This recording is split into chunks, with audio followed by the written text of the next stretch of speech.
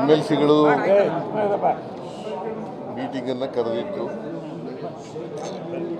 ಹಿಂದೆ ಎಲ್ಲ ಜಿಲ್ಲೆಗಳ MLAಗಳನ್ನು ಕೂಡ ಮೀಟಿಂಗ್ ಮಾಡಿದ್ದೆ. ನಾಳೆ ಬೆಳಿಗ್ಗೆ ಬೆಂಗಳೂರು ಸಿಟಿ MLAಗಳದ್ದು ಮೀಟಿಂಗ್ ಮಾಡ್ತಾಯಿದ್ದೀನಿ. ನಾನು ಬಜೆಟ್ನಲ್ಲಿ MLAಗಳಿಗೆ ಕೊಡಲಿಕ್ಕೆ ಅವರ ಕ್ಷೇತ್ರದ ಅಭಿವೃದ್ಧಿ ಮಾಡಲಿಕ್ಕೆ 8,000 ಕೋಟಿ ರೂಪಾಯಿಗಳನ್ನು ಬಜೆಟ್ನಲ್ಲಿ ಇಟ್ಕೊಂಡಿದ್ದೀನಿ. MLCಗಳು ಕೂಡ ನಮಗೂ ಕೂಡ ಅನುದಾನ ಕೊಡಬೇಕು ಅಂತೇಳಿ ಒತ್ತಾಯ ಮಾಡಿದ್ದಾರೆ.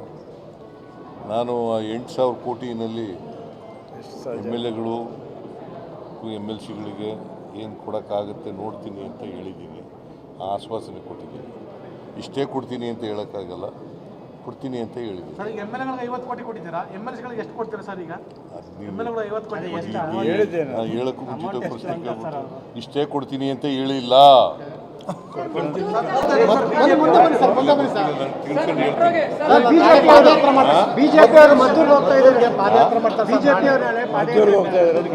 ಹೋಗ್ಲಿ ಪಾಪ. ಈಗ BJPಯವರಿಗೆ ಶಾಂತಿ ಕದಡದೆ ಅವರ ಉದ್ದೇಶ, ಶಾಂತಿ ಕದಡದೆ ಅವರ ಉದ್ದೇಶ.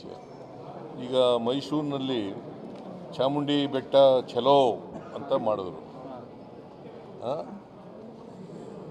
RSSನವರು ಬೇರೆಯವ್ರ ಕಡೆಯಿಂದೆಲ್ಲ ಬಂದಿದ್ದಾರೆ. ಶಿವಮೊಗ್ಗದವರು, ಚಿಕ್ಕಮಗಳೂರವರು, ಕೊಡಗಿನವರು, ಚಾಮರಾಜನಗರದವರು, ಮಂಡ್ಯ, ಇವೆಲ್ಲ ಬಂದು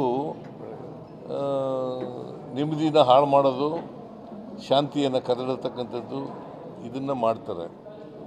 ಅದಕ್ಕೆ ಚಾಮುಂಡಿ ಬೆಟ್ಟಕ್ಕೆ ಹೋಗ್ಲಿಕ್ಕೆ ನಮ್ಮ ಪೊಲೀಸ್ನವ್ರು ಬಿಟ್ಟಿಲ್ಲ ಅವ್ರಿಗೆ. ಮಂಡ್ಯದಲ್ಲೂ ಕೂಡ ಮದ್ದೂರಿನಲ್ಲಿ ಇವತ್ತು ಬಂದ್ ಮಾಡೋಕ್ಕೆ ಕರೆದಿದ್ರು. ಈಗ ನಾವು ಅವರು ಹೇಳೋಕ್ಕೂ ಮುಂಚಿತವಾಗಿ 21 ಜನಕ್ಕೆ ಅರೆಸ್ಟ್ ಮಾಡಿದ್ದೀವಿ. ಕಾನೂನು ರೀತಿಯ ಕ್ರಮ ತಗೋತೀವಿ.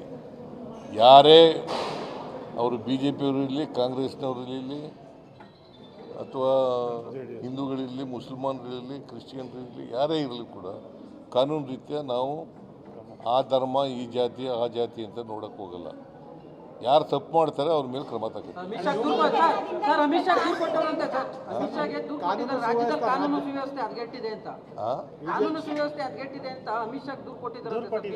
ಯಾರು ರಾಜ್ಯ ಬಿಜೆಪಿ ನಾಯಕರು ಅಶೋಕ್ ವಿಜಯೇಂದ್ರ ಅಮಿತ್ ಶಾ ಅವರಿಗೆ ದೂರು ಕೊಟ್ಟಿದ್ದಾರೆ. ಕಾನೂನಿನ ಸುವ್ಯವಸ್ಥೆ ಕಾಪಾಡೋದು ರಾಜ್ಯ. ಈಗ ಕೇಂದ್ರದಲ್ಲಿ ಚಳುವಳಿ, ರೈತರ ಚಳುವಳಿ ನಡೀತಲ್ಲ, ಎಷ್ಟೋ ಜನ ಸತ್ತರಲ್ಲ, ಆಗ ಎಲ್ಲೋಗಿದ್ರು? ಈಗ ಮಣಿಪುರದಲ್ಲಿ ನಡೀತಲ್ಲ, ಯಾಕೆ ಮಾಡಲಿಲ್ಲ? ಯಾಕ್ರಿ ಮಾಡಲಿಲ್ಲ? BJPಯವರು ಯಾಕೆ ಅಲ್ಲಿ ಮಾಡಲಿಲ್ಲ? ಇಲ್ಲಿ ಮಣಿಪುರದಲ್ಲಿ ಪ್ರೈಮ್ ಮಿನಿಸ್ಟರ್ ಹೋಗಲೇ ಇಲ್ಲ ಅಲ್ಲಿಗೆ. ನೀವು ಇದನ್ನೆಲ್ಲ ಹೇಳೋದೇ ಇಲ್ಲ, ತೋರಿಸೋದೇ ಇಲ್ಲ. ಇವನ್ನ